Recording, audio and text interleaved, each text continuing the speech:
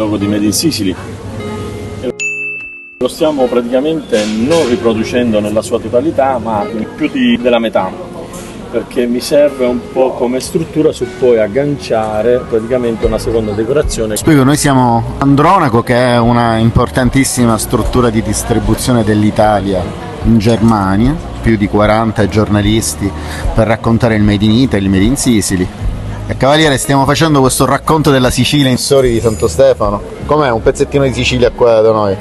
Non lo so se devo piangere, perché veramente è un grande onore avere questa gente qua in mezzo a noi, veramente sono più di orgoglioso. E poi questa sera che presentiamo questo olio, tutti questi giornalisti, questi tedeschi qua assieme a noi, è veramente per me un grandissimo evento.